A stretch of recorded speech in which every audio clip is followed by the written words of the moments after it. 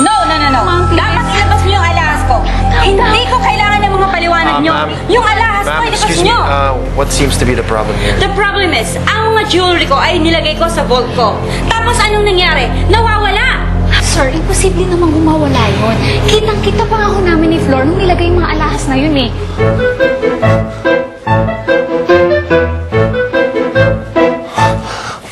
Pero ang babaeng yan, kala niya hindi ko alam ginagawa niya.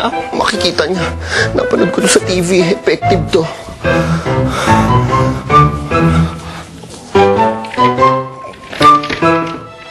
Kala niya, papahapak niya pa yung pinsan ko.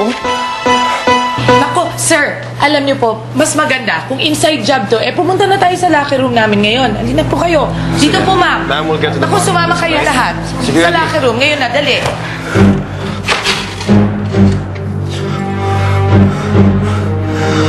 Buhangin na.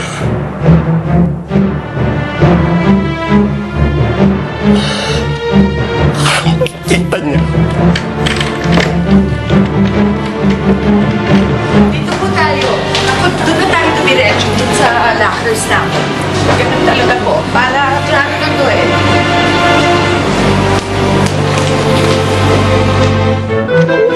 Nakaw niyo rin yung susi para dito ka.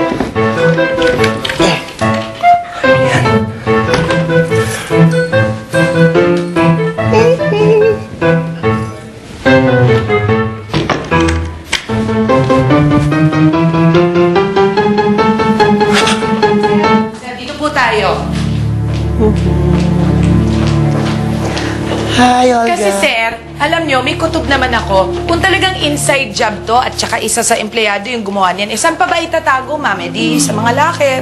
Alam niyo, sir, may point si Olga eh. Kung isa sa amin ang kumuha, dapat buksan natin yung mga lockers nila. Okay. Ano ba nangyayari dito? Ay! Wala naman. May magnanakaw lang naman sa hotel na to.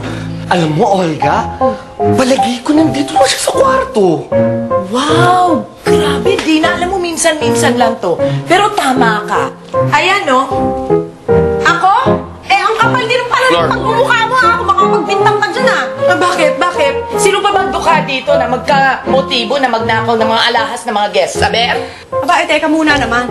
Bakit yung mga inggitarang katulad mo, hindi ba pwede rin magnakaw, ha? True. Ako? Hingitera? O, sige. Di bakit hindi na lang natin buksan yung locker mo para magkalabasan ng totoo, hindi ba? O, halika, sasamahan kita. Ay, ako, hindi na lang. Ako na lang. Diyos ko, ha? Ayan, sige. Oh, ayan. Oh, ayan. Oh, asaan pa? Alahas? Wala naman Olga eh. O, bakit hindi na lang ganito? Ikaw ang ipasok namin dito sa locker room ko at ilak namin. Ano, Kasha?